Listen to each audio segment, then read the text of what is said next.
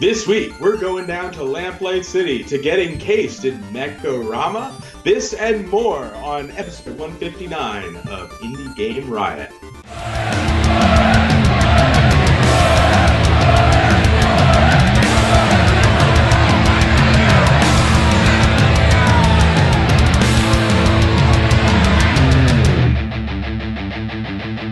Indie Game Riot!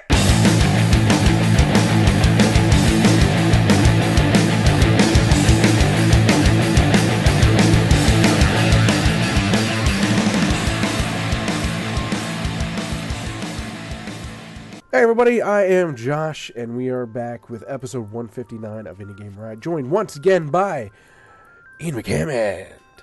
That's me. That's him. That's me. That's that guy over there. This guy. The one with two thumbs. It turns out you're missing a thumb. Yeah, that was. And then I just feel bad for the rest of it. I'd get really indignant, and it would be really awkward. It'd be great. As you can see, he has a couch behind him. Don't be fooled, though. It's like that hotel in North Korea. It's just set up to look nice, but when you look if you look at the wider picture, there's nothing there. A lot of laundry. That's he also starves his constituents, just much like Kim Jong-un. Indeed. My constituents being myself. Yeah, who are we kidding? If your girlfriend wouldn't let you do anything like that, if anyone's starving anyone, she's like, "I'll starve you, bitch." That is true. So how has the past couple weeks been? Because we did miss last week. I had a lot of stuff going on, and I'm sure you were busy. It was Thanksgiving here last week. The fuck? Yeah, Thanksgiving. I didn't even know Canadians had a Thanksgiving. They do, and it's in October. What Native Americans did they mass wipe out? I mean, the ones that lived here. The French. So it's like the French Canadian version of kill Native Americans. Oh yeah. No joke. I mean, they were not. There's actually quite a bit of national pride around the fact that they were more humane than the United States was, but still horrifyingly brutal. War crime level.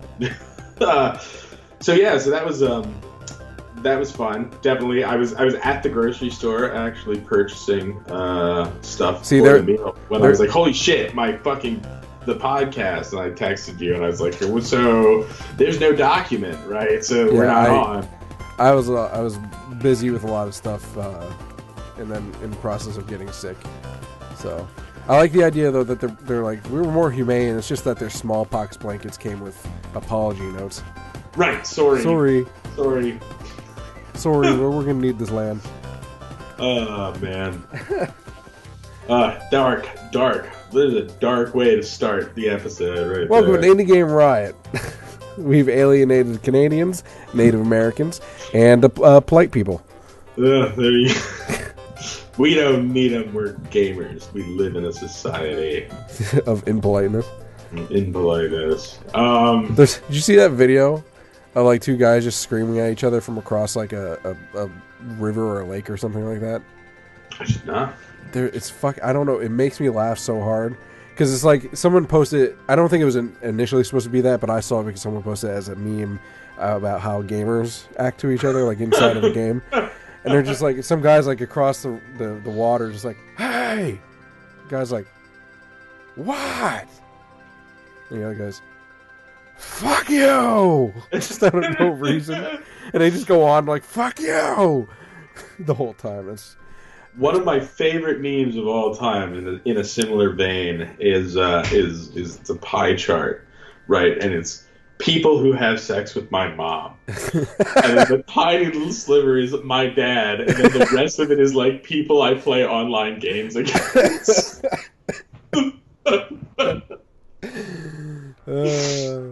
Yeah. Gaming culture. What a magnificent beast. So we need massively single player gaming. That's what I'm into, man. I know it's not an indie game, but man, I've been playing the shit out of Spider-Man. That shit's fun. Josh, you're not allowed to play AAA games. What are you doing? I will receive my 12 lashes. I have heard that Spider-Man is absolutely stunningly incredible, though. It's fantastically fun. I have never played a game that has not made me bored of like the side quests. Yeah, because a lot of times like, side quests are fun, but then they get repetitive. Like Far Cry is like notorious for that. Like, okay, it's the same thing over and over, just all over the map, different ways. But this, I mean, it's the same thing. But first of all, the thing that helps it is that just the fucking parkour and the swinging from the webs is fun. I've heard the swinging mechanic is done absolutely excellent. Great.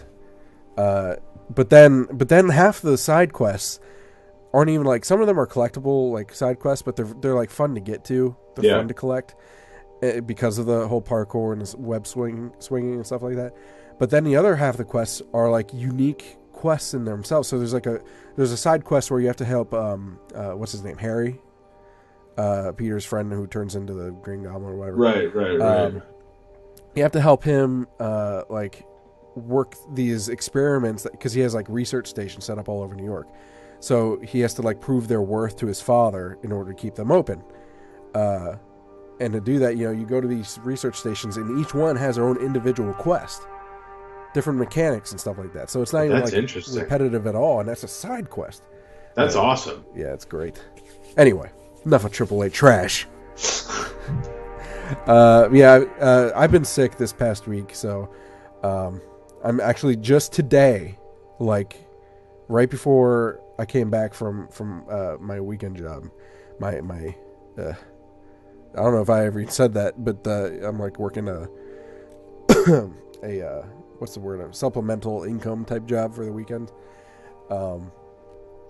Right before I was about to leave, I started to finally like come down off of that like I'm gonna die feeling.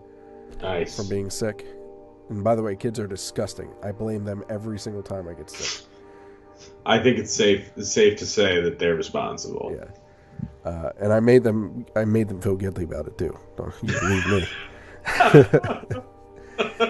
You okay, Daddy? It's like, this is your fault. You did this to me. Snot just going down my face. Crust in my eyes, like that close up, like in SpongeBob. Like in SpongeBob, they do those nasty close ups of Ren and Stimpy. Yeah. Oh, vivid. Yep. Vivid. So that was fun, and and then the schedules got changed, and I've been working a lot of VO stuff and that sort of thing. So, but we're here, and I think that by this time, those of you who watch the show consistently know that the show is not super incredibly consistent. I mean, we don't usually go huge swaths of time off, but things getting away is how it goes. So, yeah. What's a good way to get over a cold? Well, typically you would go to the doctor and receive some sort of injection. I suggest, 9 out of 10 doctors suggest, an indie news injection. Are you bored with the same old games? Yeah. Why, then give yourself an indie news injection. Thanks, Indie Games. This week on Indie News Injection, we have one bit of news, because apparently news is pretty slow. I mean, if you find news out there, you're like, you guys missed this story. You should have sent it to us. I blame you. But that said, we only have the one. And I'm not even 100% sure if it's indie because it's about Obsidian Entertainment. And the reason that they're kind of borderline to us is because outside of like contracting for things like Fallout New Vegas and whatnot, they do develop their own thing like Divinity Original Sin and Divinity Original Sin 2, which was fucking amazing. Should have won Game of the Year. I thought those were Larian. No, that was Obsidian, my friend. Oh. I mean, now you have me second doubt myself. Yeah, that was Obsidian. That's interesting. Because Divinity is originally a Larian.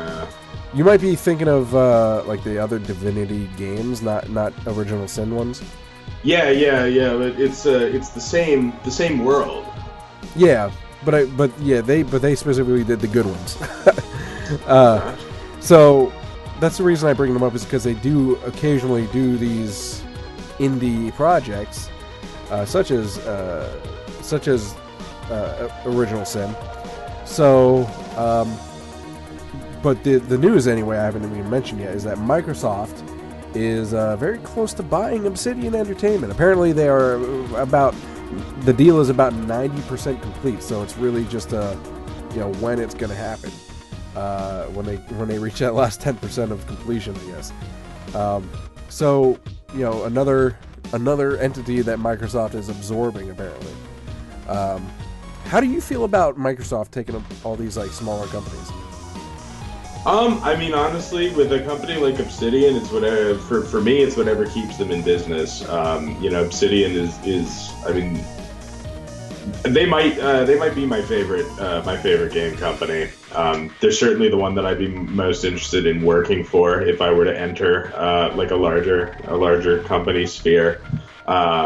Right. I mean, they are. I mean, they are the old Black Isle crew, basically. Half of them, right? The other half is, I guess, in exile. Where it was Troika Games is now in exile. But a lot of those guys are the guys who worked on the original Fallout, and then they when Interplay or Black Isle sort of fell apart, and they regrouped, and they did KOTOR 2. At the behest of BioWare. Knights of the Old Republic, New Vegas. New Vegas, they're probably the biggest best ones. of the. I mean, New Vegas is easily the best. Oh shit! No! I totally got confused. So apparently, probably people are now in the comments like yelling at me now. It was not Divinity. I got it completely confused. It was Pillars of Eternity. Pillars of Eternity, yes, that's definitely Obsidian. Pillars of Eternity and Pillars of Eternity 2. It is not Divinity. You were right. I apologize, everyone. Put down your pitchforks. I do not want to be crucified today. So yeah, that was Pillars of Eternity and Pillars of Eternity 2. Now, I mentioned about Microsoft buying up because, I mean, obviously they bought Mojang years ago now. And that was like the biggest like indie deal of the fucking ever. They also recently bought where was it? I was looking at. They bought Ninja Theory, which made Hellblade. And they also bought Playground, which does the Forza games, I believe. Not necessarily. I wouldn't say they're indie, but Forza. It's still a pretty big. A pretty big buy. Yeah. It's clear that Microsoft, has particular interest in, if not indie, then certainly at least orphaned or like, little I independent companies who have made their bones as, powerhouses that can move products. From what apparently they told Kotaku this, because I'm reading from a PC Gamer article, but this was originally a Kotaku thing. They told them that they're really just looking to expand their PC audience, and these are all very well known on PC markets. I think Hellblade and Forza, obviously, I think they came out on consoles, but mostly PC audience there. Yeah. The other thing is that kind of puts into question, apparently there was a project Obsidian was working on for Take-Two. Which wasn't a whole lot of details about, but no one knows what's going to happen now that once the purchase happens. I mean, this is the fascinating thing about Obsidian as well, and like if there ever was a testament for the fact that one can work with big name publishers and remain independent, Obsidian would be the case. Obviously, they weren't purchased prior to this, but they worked with, obviously published, their Fallout game under ZeniMax, who own the property. Also, published Pillars of Eternity games were under Paradox, I believe. At least the first one was, if not the second one. Partnered with Take-Two to release. So they sort of had this, developer for hire thing going on where they would, develop these projects internally or whatever, and then release them through strategic partnerships. So yeah. But anyway, I hope they maintain creative control. That's the most important thing. 'Cause they got really creative guys. To be perfectly honest, I mean, maybe people disagree with me, but I was worried what they were going to do with Minecraft and all that. I haven't been really disappointed. I mean, to be honest, I haven't played Minecraft nearly as much as I used to, but I haven't really been disappointed with the updates they brought out for Minecraft. So maybe it'll be all right. I don't know. And that's saying a lot because I'm kind of a big Microsoft hater when it comes to their various properties like Skype. When they bought Skype, right. They fucking ruined it. But I don't know. We'll see how it goes, I guess. Well, it's like, Fox News is not that much fun, but, 20th Century Fox does release a lot of good movies, so... You know what's weird about that? There's a little bit of a tangent here, but Fox is known to be a very conservative company, right? Especially Fox News. Yeah, self-admittedly, yeah, for sure. And yet, the TV shows that they put on their channels are very, very progressive. I mean, they had Glee, for God's sakes. It's weird. Well, they know where the money's at. I mean, yeah, I guess that's all they really care about, but it's just, I don't know. If you're looking at, if you're looking... anyway, that's not even a part of the show. I'm not going to go there. Never mind. It's fascinating. There's definitely plenty of resources out there, I'm sure, that could illuminate the business strategies of the Murdoch family. Well, speaking of business strategies, I don't know how that ties into this, but anyway, if you want a good business strategy, you might want to listen to Ian. Take that Dev Delve this week. He's talking about, he has a hot take on the fact that there's no story in video games. Why don't you explain yourself, you hooligan? Oh, is it that time? Is it that time already? Yeah. Okay. So let me preface this by saying, first of all, that I consider myself first and foremost to be a narrative designer. I am attracted to games because of narrative potential. I have written for educational and entertainment games. So when I say that there is no story in video games, I'm speaking in a very specific way. And this is an idea that I honestly, a few weeks ago, probably would not have put in these terms. So by way of introducing this concept, I want to talk a little bit about a teacher that I have right now, a guy named Brad Furminger. Brad has worked for many years with Silicon Knights. Most notably was a lead designer on Eternal Darkness, Sanity's Requiem. Left during the early days of the development of 2 Human and managed to avoid the subsequent lawsuit with Epic. And now does consulting and has done numerous other development projects all over the place in all sorts of different genres. And I missed the first week of class, but I have it on good authority that Brad walked into class, he wrote, "There is no story in video games" on the board, and walked out of the room, stood outside, and listened to the class destroy each other.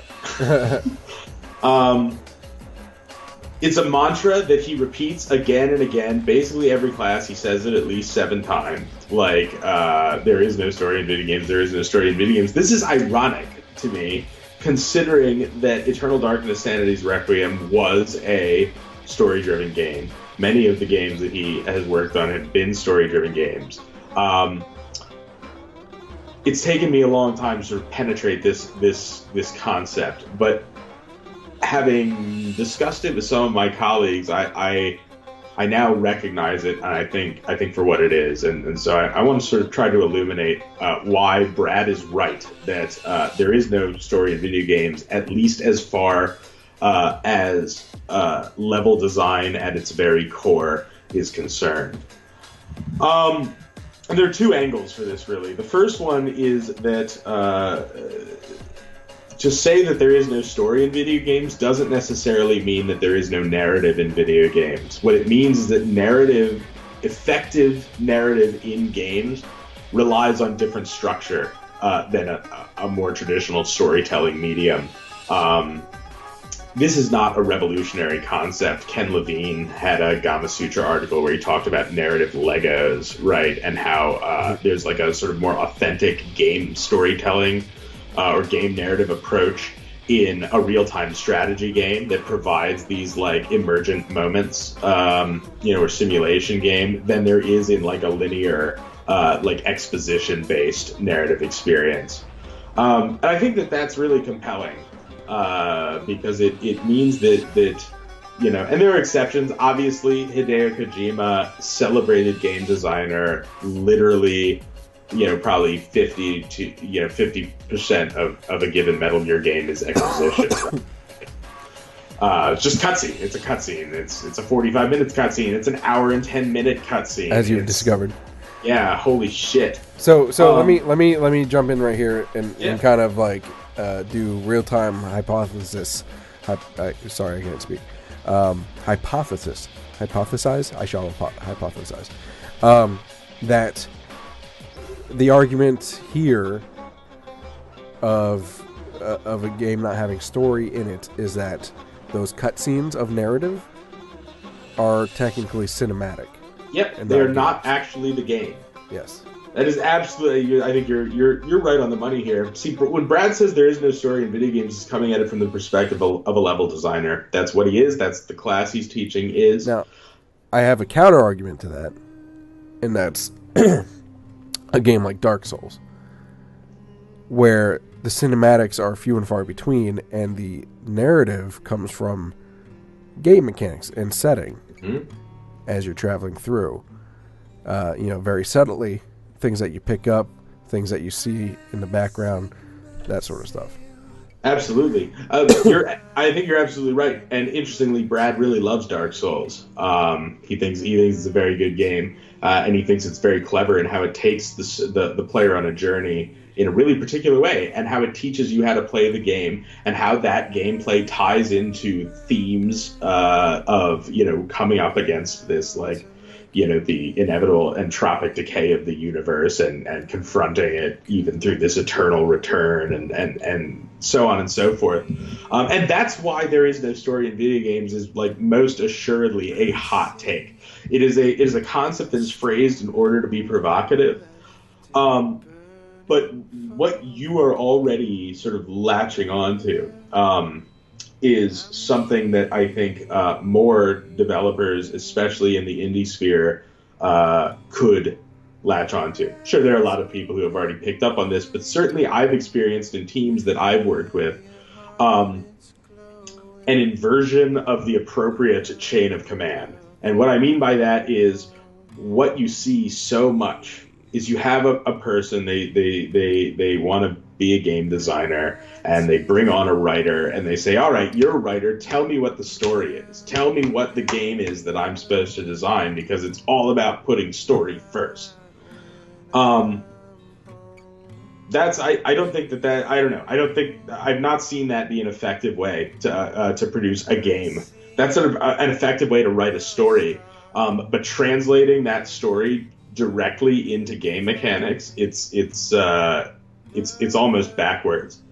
What I've learned over the last month or so, just as the foundational element of this game design, these game design lessons that I'm learning, is that gameplay always takes priority. It always has to take priority. That if a compelling and effectively communicated story is going to emerge in a gameplay, or narrative is going to emerge from a game, it's going to happen on the basis and foundation of its gameplay. And that is true independently of whether or not you're going a heavy exposition or like, Kojima, or a non-heavy exposition like Dark Souls, where everything is sort of passively conveyed. It's the same principle, and it's one of the main reasons why BioShock 1 is better than BioShock Infinite. Because BioShock 1 takes its shooter mechanics and extrapolates them compellingly in a story that makes you question your agency directly. Whereas BioShock Infinite has like crazy mindfuck story, but offers you choices that are not actually contextualized in the narrative in any meaningful way. Notably, do you throw the baseball at the interracial couple or not? This gripe is probably less narrative and more gameplay mechanics. But I feel like looking back, as great as BioShock 1 was, I feel like it relied on what's the word I'm looking for? When you have something like unique, because the new thing was like the dual wielding of like your powers and a gun, right? Right. Kitsch? No, what am I thinking of here? Novelty is what I'm thinking of. Right. Yeah. They were relying on the novelty of that new idea. Not super new. It wasn't like super original, but it was like the first time in a long time that someone had created a game like that was really good. Mm-hmm. And I think Infinite had, because it's already been done and there's other people that kind of jumped on it a little bit, that they still had the mechanic, but they moved away from focusing so much on that. They did. And I thought it made it better. Oh, you thought it made it better? Yeah. I thought Infinite was better. Interesting. But again, that's not so much a narrative thing as what we're focusing on.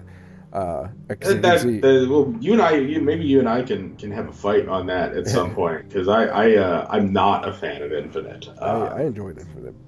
That being said, I chose BioShock because it was an easy one for me to make an example out of, and the crucial thing for me has to do with not with, because I think you're right. There's a novelty to those mechanics, and they did focus on them to a certain extent. Although interestingly, I think that's where the choice in gameplay does exist in the first one, at least. Limited, obviously, to the confines of the various puzzles that you have to solve, but it gives you some agency to figure out how to solve those puzzles. But what's the interesting part of BioShock 1 is, would you kindly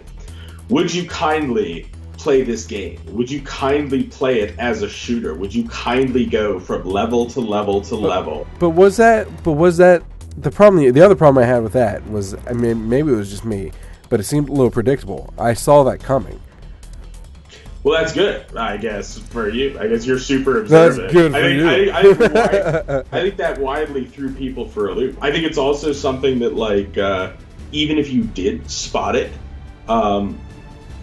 I think I'm not sure that any game had tackled it head on quite that way. Just because here, like, just to take you through my train of thought as I was playing that game for the first time, getting towards the end, was that, okay, there's no major. They have not revealed a direct major opponent to you, right? Like, there was no. You had the I forget what they're called, the crazy people that were your enemies, but they weren't like the major villain of the game, right? So. And you had these lore pieces that were kind of like trying to shade you towards these other people that were assholes or whatever, but there was no one that had been revealed. And when that happens, and this happens in movies a lot more often, my thought was like, okay, well, that means that there's going to be a twist somewhere here. And the obvious twist is that the guy that you thought was your friend all along is going to turn against you, because that's actually pretty cliche when you think about it in just general entertainment. Right. Which is how I saw that coming, because I was like, okay. Now, I did not see the words of "would you kindly" being specifically. And I think that is. I think you're right. Ultimately, betrayal is hackneyed, but the interesting point in BioShock's narrative is the idea that the very act of playing the game is not your own agency. You are being led forward always, and this is true in any game. You're constantly being led forward by this obscured like puppet master who's like manipulating your drive. Yeah.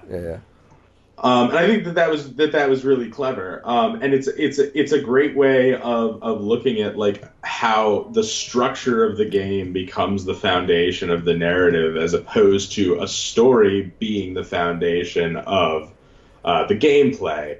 And I think that another great example, maybe this will be more universally applicable, and your incredible eagle eyes for plot twists will not foil my attempt to make a point this time. But what the Amnesia games? Mm-hmm. Everybody thinks, or many people think of Frictional as being like a story-driven, game company, and that's what makes them special. But I remember when Amnesia came out, and what was significant about Amnesia was not its story; it was its mechanics. It was the low combat stealth, the monsters that you couldn't confront directly. That blew everybody's mind, and at the end of the day, the story is a fairly hackneyed sort of Poe if you want story from them, Soma is where to go. And Soma is a very interesting case. Maybe we'll get to that in a second. But first, I want to contrast. Real quick, because we have something in chat here. Vance was saying in chat that a game like Lamplight City, Unavowed, etc., those games literally have nothing to them besides story. There's even less gameplay than in more traditional adventure games. That's very interesting. So he's pointing to them as narrative games that to I guess go against the fact that there is no story in games. Right. Well, I mean, look again. Just to be clear, the title of this Dev Delve is Hot Take. There is no story in video games. Send all hate mail. Ian at Indie Game Riot. You can send the hate mail right here. But I think that what Vance is pointing out is really interesting. That the story in those games comes at a certain cost, and that cost is exacted in gameplay. This is not necessarily a bad thing. I love point-and-click adventure games. I have absolutely zero doubt in my mind that I will adore Lamplight City. To put it in a more simple, to put it more simplistically, and also as another example is like walking sims like Aether 1 and right. Gone Home, is that it seems like what you're saying is that the more story there is, inherently there will be less gameplay. To some extent, I would contrast Aether 1. We talked a little bit about this on the last episode. The way that they use their pickup items and store items in your hub world to simulate an experience of dementia. That is a great example of the kind of narrative that an interactive experience can do that a movie or a novel can't do, because it's based on a gameplay mechanic. Another good one, just taken in isolation, not as part of a larger gameplay experience, would be petting animals in Far Cry Primal. It's an entirely mechanics-based thing, but people on YouTube lost their fucking shit over it. It has no benefit in the game, as far as I know. You can do it in Far Cry 5, technically, with the pets. Oh, there you go. So it's interesting. Yeah. So I didn't know that had carried over. Yeah, they got the dog. Like, they're your sidekick companions that you can choose from. If you don't want the people, you got a dog. You have a fucking mountain lion, I think it is, and a bear. And that's interesting. You can pet them all, and then actually, if you pass out, your companions can revive you, and if you have them as your companion, they actually come over and like nuzzle you or lick you in the face. Oh, that's awesome. That's right. It sort of revives one of my favorite mechanics from Far Cry 2, where you had your best buddy who could give you an extra life if you fell in battle. But what you were saying about walking simulators is interesting as well, because to get back to Amnesia and the Dark Descent having its gameplay, its stealth horror gameplay as its crux, and then the story ultimately just it being a relatively cliched sort of Lovecraftian or Edgar Allan Poe type gothic horror story. You then have the Chinese Room, creators of Dear Esther, come along, do the sequel. I would argue that the sequel has a more original and more compelling story. But interestingly enough, they stripped out a huge amount of the compelling gameplay, and people noticed, and they didn't like it as much. all of a sudden your like light management with the oil lamps is gone, and it made sense in the world because electricity was a thing in the second game, and but it removed a certain element. You're talking about a Machine for Pigs. Machine for Pigs, okay. Yeah, and it was more linear in its level design and things like that. Yeah, I wasn't a huge fan either. Again, it was much more walking sim. It was like a haunted house more so than it was than Amnesia Dark Descent. And it had a crazy, sophisticated, sci-fi horror storyline about time travel and Mayan ruins and predicting the atomic bomb and all of these fucking crazy things, sacrificing your children to save incredibly them from convoluted. war.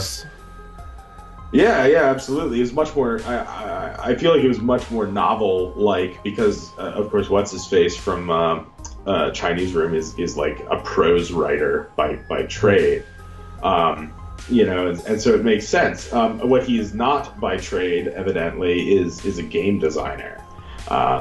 He's much more of a storyteller. The point here, really is that a game, again, acknowledging that there are great interactive experiences that can be had that focus really, really heavily on storytelling. And there have been fantastic visual novels or interactive picture books, things like that, hidden object games, point-and-click adventure games, etc. But the reason that Brad Furminger attempts to bombard his students with this idea that there is no story in video games, despite the fact that he has worked on a lead designer in story-heavy video games, is because he is, at his heart, I would say a game design purist who believes that the strength of games' capacity for conveying narrative is through their mechanics first. And what's interesting, what really, honestly, what brought me around to this idea and led me to sort of stop hysterically reacting against it was that Brad's arch nemesis, my narrative design professor, Nick Packwood, also decent resume, has worked for Epic and stuff like that, says that he's right to a certain extent. And by way of example, uses The Last of Us, right? Which is a movie with a third-person shooting gallery attached to it, which has been acknowledged even by people who love the game. Yeah, I mean, that's really what it is. It's just a beautiful, interactive cutscene with shooting mechanics, interspersed throughout the game. So, Naughty Dog kind of has that problem. We don't really talk about that much. Well, Uncharted is like notorious for that sort of stuff. Like as far as like the cinematics, and you talk about like Kojima with his thing, and they do the same thing in like Uncharted. It is true. Just less Japanese drama is what it comes down to. So let me save my ass before we wrap up here and just say this: do not, for God's sake, do not stop trying to convey narrative or tell stories, with games. But as developers, I do think that it is. We should not forget that the power of games is their gameplay. I'd like to add to that, though, and say that it depends on what you're trying to convey. Absolutely. So, for instance, I'm a big fan. It was one of the first games we ever talked about on the show. I'm a big fan of a game called Popo and Yo. It's by... I have in my Steam library. Have not played yet. It is a fantastic game. Very, very narrative. Very, very symbolic. There's a lot of metaphor involved in symbolism, so it's and therefore, like you said, there's gameplay mechanics, mostly platformers, some puzzles, but really it's a very metaphysical feeling. You're going inside of this kid's mind because, long story short, the kid's dealing with abuse for various reasons, and the game is basically taking place in his mind from his point of view, so it's very symbolic in that way. And because of that, a lot of it's like the gameplay isn't hard, it's just a way to get from point A to point B in a way to symbolize something that's going on in his head. Right. So, and therefore that takes away, like you said, from those mechanics. However, would they have been able to convey such a powerful message had they tried to add more mechanics and trying to go on that way that you mentioned, like with making sure that the gameplay was there, making it difficult and making it more of a quote game? I don't think so. I think the way they did it was great. And this, I think that's an excellent point. And I don't want to come off as saying, oh, well, you need to have, at least 3 mechanics in your game, otherwise it's not a real game. That's stupid. Obviously, a game's gameplay can be as simple or sophisticated as it needs to be. So perhaps a better way to sort of think about this is, as we're looking at games that we love and whose stories we really admire, perhaps a good exercise as developers would be to say, okay, well, why did this game have to be a game? What is it about this game that wouldn't make it work if it were a novel or a movie? Because we know how immersion, adaptations of video games work. Yeah, exactly. But like specifically, like look at a story, look at something like Papo and Yo, and say, what is it about the interactivity that makes this special? And vice versa. What is it about your least favorite licensed like film adaptation video game that makes it not work, right? Why is part of that experience lost? Assassin's Creed was the most boring fucking thing I've ever seen. Yeah. How do you take a game? It goes both ways, because I don't know. I can't think of one off the top of my head. Maybe like the Phantom Menace or something as shitty video games derived from movies. Hey man, pod racing was fun. That was but yeah, well there you go. And why did pod racing have to be a game? Because they didn't give a shit about the movie. All wanted to be in the pod race. Yep. So that was my hot take. Yeah.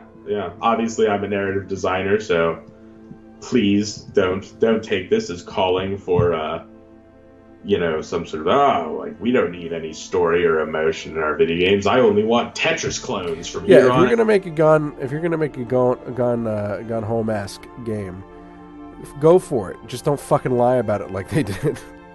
That's my only request. You're still bitter about that, aren't you? I will be forever. I don't care how popular, even if they go into Indie Game Hall of Fame. I don't care. I'll be there announcing their fucking. Yeah, and this year, Gone Home is inducted into the Indie Game Hall of Fame. Congratulations. Fuck you guys for lying. And have a good night. Company, my fucking ass. Just grumbling the whole way off stage. What, a good way to express your feelings about things like that? It's to start a fucking riot. That's right.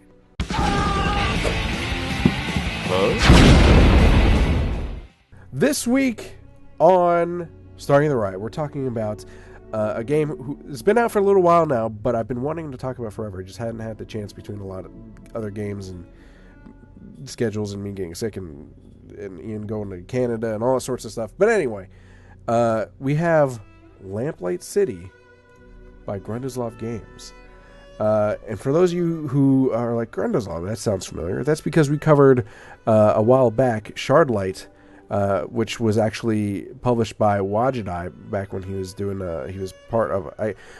Was he actually part of Wajidai, or was he just? No, only as far as I know, Wajidai's only full-time employees, aside from the Dave Gilbert and his wife, is Ben Chandler, who is their resident pixel artist. But Francisco Gonzalez has been in their sort of sphere from way back. I mean, I'm pretty sure he's like a staple of the AGS community, and did play testing, I think, on all the Blackwell games and possibly the Shiva as well.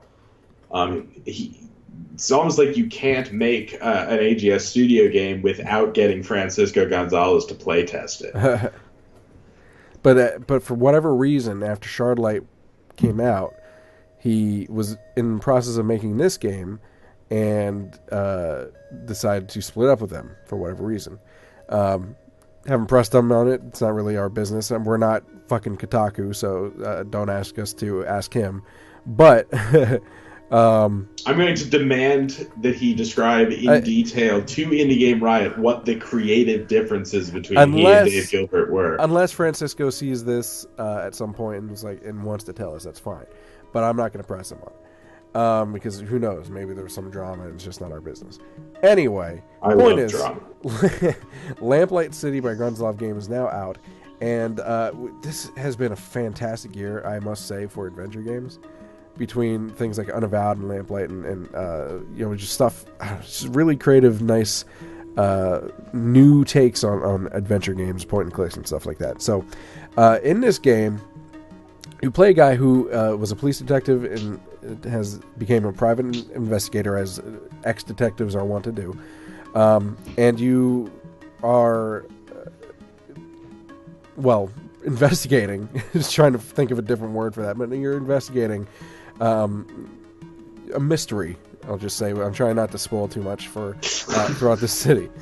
The cool thing is that as you're doing this, I don't think there's necessarily different endings. I don't think. And Vance in chat can correct me since he's actually finished the game. I have not finished it yet, but don't spoil it. Like I said, but the choices that you make while you're investigating will affect people's the way people talk to you, the way they see you and stuff like that. So you could follow the law, or you could take matters into your own hands, right? Because you're a loose cannon with nothing to lose. So either or might make someone look negatively at you. There's actually different 5 cases to solve, a bunch of different suspects. So there's a whole whodunit thing aspect to it. It kind of reminds me of a LA Noire-ish mechanic, not as intense as LA Noire, obviously, but it's kind of have that thing where you have to figure out this stuff on your own. And he also made, like, his stuff actually reminds me a lot of Sierra games in its aesthetic. Like, if you look at some of the screenshots on his website, there's one of him in this room looking at this like fallen angel statue. I believe it's like a mausoleum or something like that, and it's actually looking through like a busted hole in the wall. So like around the outside, the edge of the screen, there's like the stone brick or whatever of the mausoleum, and it's like you're looking from the outside into the mausoleum at the character, which reminds me a lot of Sierra. Like, I think it did that with the excuse me, with the Labyrinth, I believe. Yeah, for sure. It has definitely has a sort of King's Quest 6 or Gabriel Knight look to it. Yeah, and so it reminds me. It seems like it takes a lot from Sierra, in my opinion. That said, he doesn't make it crazy with... First of all, he's always been really good with... by him, I mean Francisco Gonzalez, who made this game, who's the owner of Grunzlov Games, of simplifying it and also making it logical. So the puzzles, like in Shardlight, were very logical, and as are the ones in Lamplight. But he simplifies this with a single-click interface, so he doesn't use inventory. So you get your clues, you get your items, your things like that, and anytime that you're interacting with something that would require an item, your cursor automatically switches over to what you need as long as you have it with you, right? As long as you've already discovered that particular thing. Right. So, and then of course I mentioned the aesthetic, not only is it Sierra, but it's just always, I love his pixel art. It's really, really good. And he's actually, I don't believe he's naturally a pixel artist, but he's worked very, very hard at it, and it turns out great. graphics look absolutely stunning. Super detailed pixel art and smooth animations and everything like that. And then he makes some really nice portrait art too, when you're talking about like in the dialogue and stuff like that. And then the background art too is great. It just really gives a good feel for the setting and absorbs you into the story. This kind of gives you, like, it's a bit of a steampunkish to me. Not so much like with like crazy like gas mask people wearing, that sort of things, but there's a little bit of a like Zeppelins. That sort of thing going on. I'm trying to think if I'm missing anything else. Do you have any questions about it? Since I'm sure you're going to want to play this soon. Yeah, no, I basically know what I'm looking at here. I definitely, but I would like to take a minute just to say that can we just acknowledge that point-and-click adventure games that have they are about to die and then have a miraculous revival like once every 18 months. Yeah. Yeah. The death of adventure games, and then everybody says that they're about to die, and then somehow they and a lot of it is down to these guys, this particular circle of developers who are sort of orbiting Dave Gilbert, I guess, more or less. I think, and who are keeping these old Sierra and LucasArts design philosophies alive and expanding on them in really exciting ways. I think that there was a point in time where I could have really, I might have agreed with that sentiment, and that was probably in like the early 2000s. Before indie games were really super, to the point, where Steam hadn't really influenced indie games the way it has, making it so available to get it out. And because of that, I would have agreed with that. You had like Xbox Live doing some things with like remakes and stuff like that, but nothing like it is now. Now, when people say adventure games are dying, I'm like, like indies are like the indie industry as a whole is massive, right? Like there's people that are just coming up with ideas left and right, as evident, like you said, of Lamplight and Unavowed and even Vance in the chat with his absurdist comedy adventure games and things like that, from is completely different aesthetic altogether. Excuse me, my voice is scratchy, but as long as people are innovating, it's not going to die. Or even if they're not innovating necessarily, just making something good narrative, good art, good music, good good adventure game, even if it's not new mechanics. So I don't know. I'm not overall I'm not generally a big fan. I don't consider myself like a mobile gamer. But I remember, I think coming into the early 2010s, there was an influx of ports of like old adventure games, like some of the Broken Sword games were like ported to iOS, right? They sort of found a home among these like other sort of casual like hidden object games, and then now we like fast forward to here, and it's an entire cottage industry again, like you said, helped along by like Steam and all of those things. And before, like I mentioned, early 2000s, point and click games then were basically like flash games, right. Free flash games online, and not that they were bad for what they were, but they're not like pulling in an audience like they are now. Yeah. So, sure. What was I going to say too? I don't remember. Vance in chat said that about multiple endings is there's not really multiple endings, but you can fail miserably. But there's also only one right ending, so it's not like completely open, but you can just fuck up. There's that. But it's something to aspire to, as someone who, and Ian as well, who's narrative director and has been wanting to help me out and stuff like that. It's something to aspire to, and it's good to see, motivation-wise, for people who are making adventure games, that people are able to make them and continue to push them forward. I apologize. God. It burns. Just 2 more games, man. Just got to make it through 2 more games. Anything else you have to say about Lamplight City? No, I'm gonna buy it as soon as I can. Hot damn. Yeah, that and Unavowed, and eventually I'll finish the last Wadjet Eye game that I need to finish, which I can't remember which one it is. And Unicorn Dungeon. Yep, of course. That's newly wishlisted. All right, well, that is Lamplight City. Great job once again, Francisco. I think Francisco, for doing such a great job, you know he deserves? Does he deserve a little peep? Oh yeah, he deserves a peep show.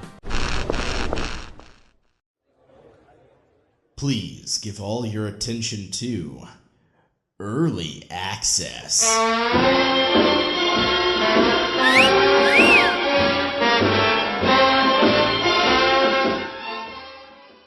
This week on Peep Show, we're talking about Encased. Now, Encased is actually currently in Kickstarter with, at the time of this recording, ooh, someone just donated big time. I just saw the money go up just now. Is currently on Kickstarter with 37 hours to go at the time of this recording. So by the time this actually comes out, you may not be able to do it, which is why you should come to the live show. But it was really cool, and I wanted to show off anyway. These guys are from St. Petersburg, Russia, so I'm sure they'll be hacking your elections. I'm just kidding. Don't hate me. I'm sure you're fine people over there at Dark Crystal Games, the studio who's making Encased. They have already met their, just went up again. They have already met their 99, this is in American dollars, 99, is it American? Yeah, $99,456 goal. They're currently at $111,178, as it has just gone up with almost 2,700 backers. So if you want to get in on this, do it now. So they're currently under stretch goals. I think their next one is, looks like they're going to add a new quest of some sort or something like that. They're calling it Fallen Fortress stretch goal. So maybe something added to the game. In the Kickstarter, you can get anywhere from, for a little over $1 US. Is that rubles? Is that the Russian currency? Am I thinking of the right thing? I think you are right. For one of those, you get like digital postcards and wallpapers. You get your name and credits, and you get a thank you letter from the devs, which is cool. That's actually quite a bit, because a lot of times you just get a straight up thank you from them, like on the Kickstarter page, and that's it. All the way up to, I'm trying to see where the level is that you actually get the game. Let me see. They're inclusive in digital. Aha. $21 would get you the actual digital copy of the game, including early access. So they are planning on going to early access, by the way. As well as, so with the $20, you get the game, you get some Kickstarter exclusive in-game digital item to be chosen by backers. You get a supporter badge on their forums and their Discord server.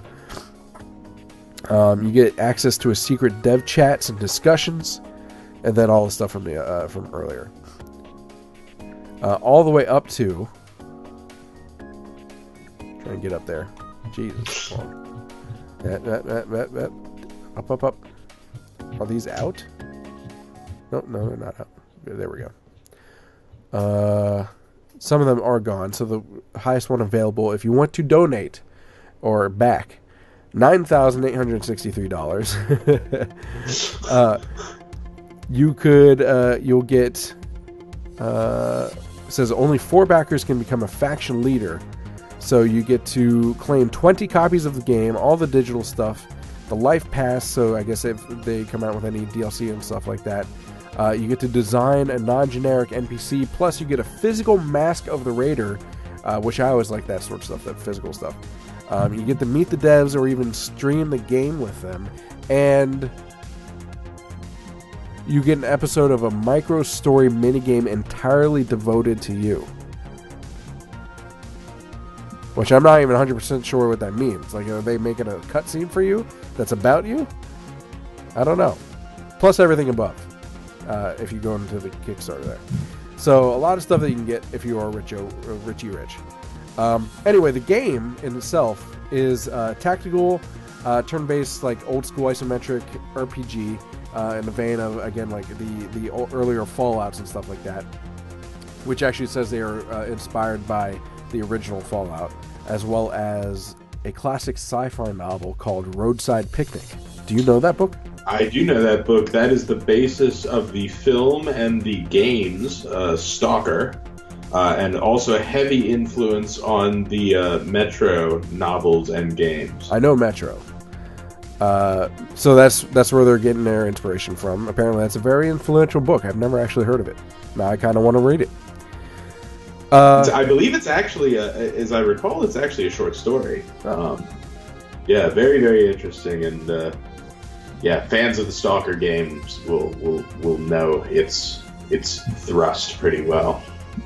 If you get them to $210,000 in the next 30 whatever hours, they need a narrative voiceover, and maybe they'll hire me. So do that. There you go. I can do a narrative voice. I know you can, man. Absolutely.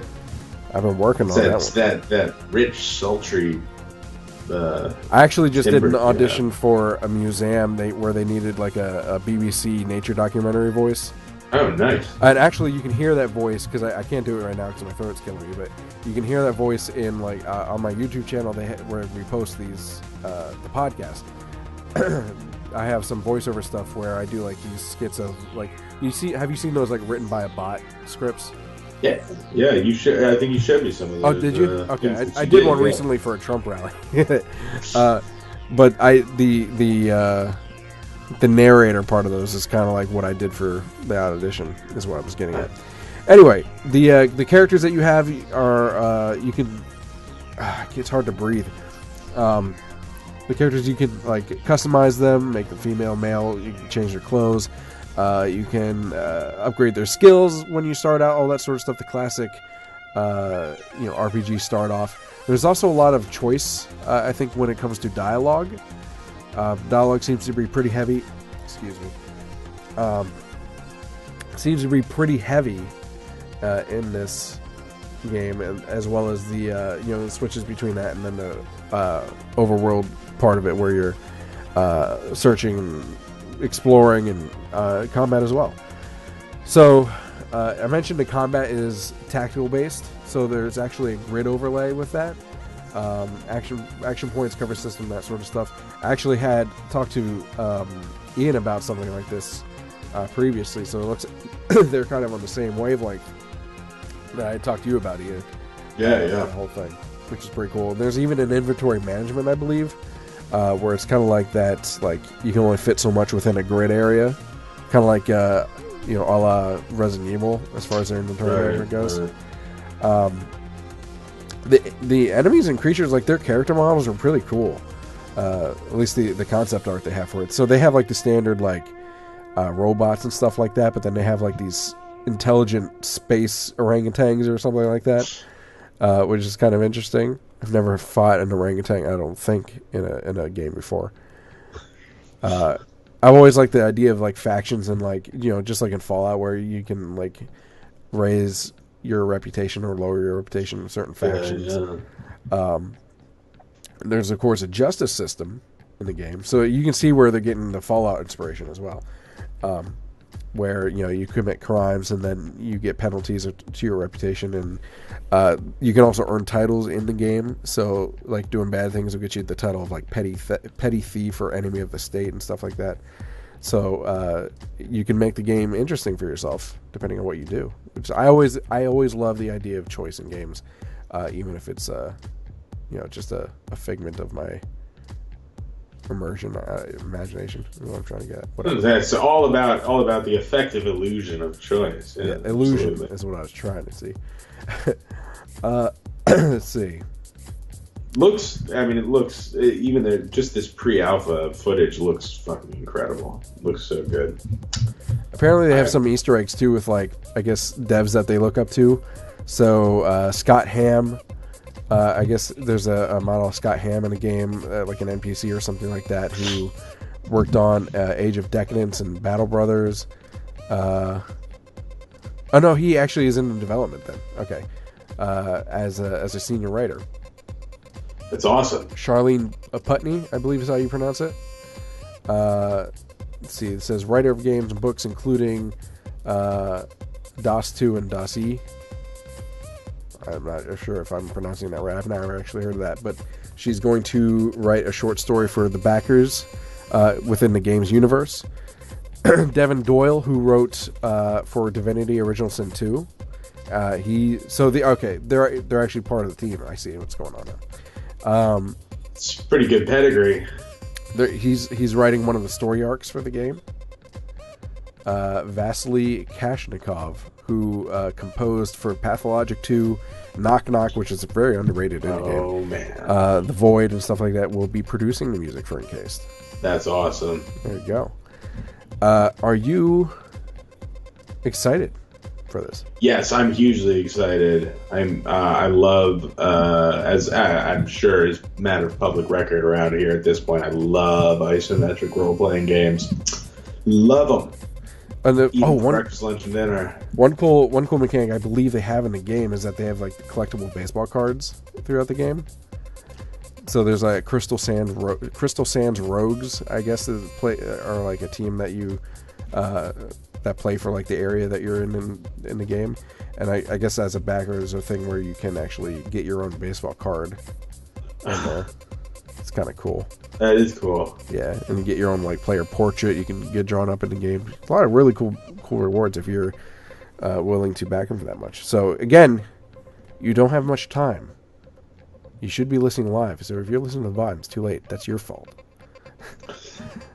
37 hours to go. They're up to 111,255. So there's that. Do you have anything else to say about Encased? No, I don't think so. Sounds awesome. I will probably buy it when it comes out of early access. Hot damn. Way to go. Well, while you're waiting, you know what you could be playing? A mobile game? That's right, because it's time to go mobile. Oh.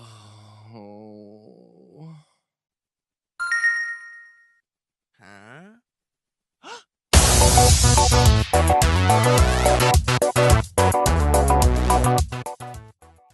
This week on Going Mobile, we're talking about Mekorama by, hopefully I pronounced this right, Martin Magni or Magni, or maybe it's Magni.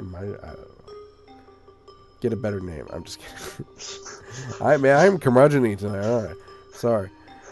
Martin, if you're listening, we at Indie Riot advise you to change your legal name to Martin. Help a tiny robot stumble home through 50 puzzling mechanical dioramas. Relaxing gameplay, charming robots, collectible level cards, diorama maker, and small install size for those of you who don't have space on your phones like me.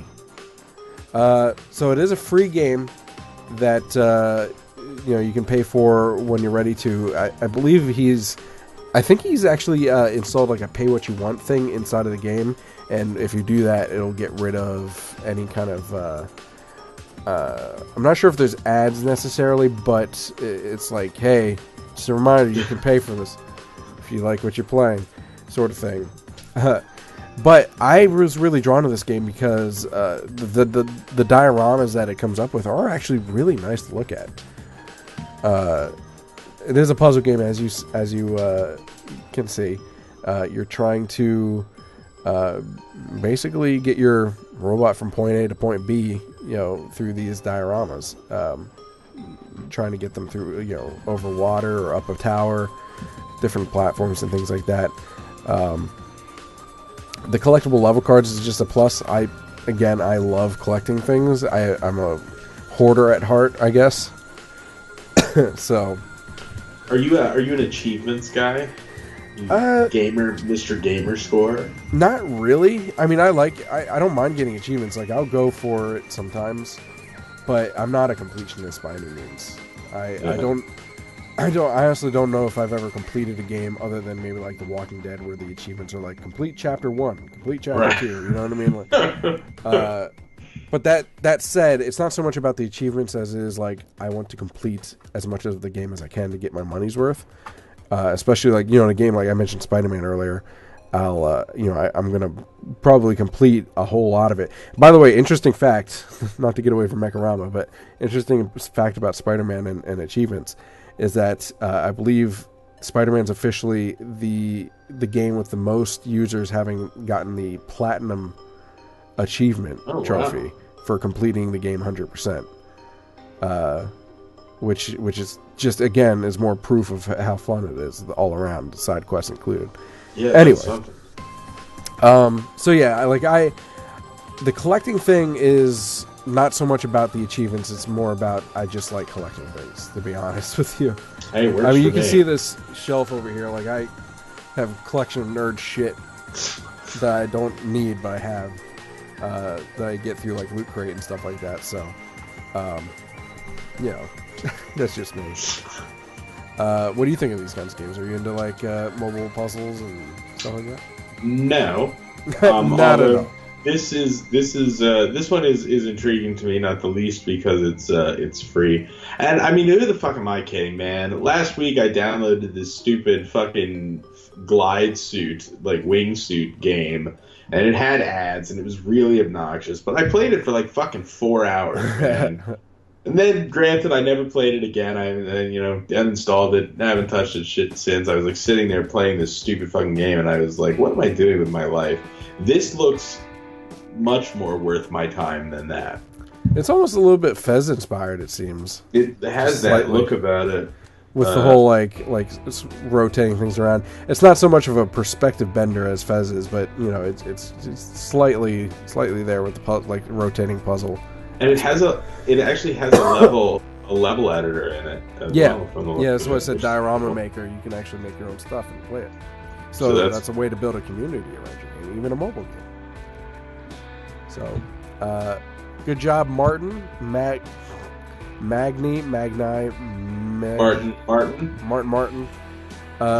Someone make a Martin LaCroix flavor. LaCroix. I knew it was coming. I knew it. Anyway, anything else you'd like to say about Mekorama? Well, I understand what the word means now. If I had known that, I might have been able to work it into the intro better, maybe. Mechanism diorama, man. Get it together. Yeah. That teach me to read about these games, more than 5 minutes before we go on the air. Hey, you can't blame me because I got this out. I got this out. Oh no! You were absolutely fine. It's a lot of times it is my fault. And I'm like, here's the notes, and you're like, it's like tomorrow. No, I can't manage my time right now, man. I'm busier than I've ever been in my entire fucking life. I can't blame. I'm not going to tell you to drop out of score. So, anyway, so this is the end of the show. If you like what we do, you want to help us out, you can do so multiple different ways. First of all, here on Twitch, you can subscribe, especially using if you have a Prime account or whatever that is now the rule. You get one free Twitch Prime subscription to give away to any channel you like, and we are more than happy to take that off your hands. Doesn't cost you money, but it helps us out financially, so we appreciate that. Of course, you can also go to patreon.com/Indie Game Riot and do it that way as well. Other ways you can help us out is by sending us things like news, because obviously it's been slow news, but if you have something that we missed, you could be emailing that to us at contact@indiegameriot.com, or on Twitter at IGR Podcast or Facebook.com/IGR Podcast. And I want to push today to Discord, because the more people in the Discord, the better the community is there. We have, I think, a little over 100 people, 100 members on there.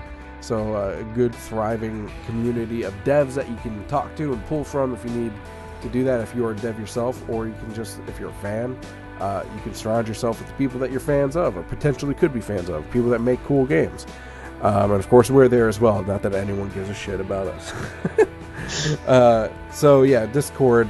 There's a link below in the description if you're watching the VOD or below the stream. Of course, it's on our website, indiegameriot.com. So. Any last words for you? I've said it once. I've said it 1,000 times. The word "the." Who are all you people? I pooped myself. Well, I don't want to talk anymore because my throat's going to die. That's what I have to say. Say your goodbyes. Your goodbyes. Every Toodles. time.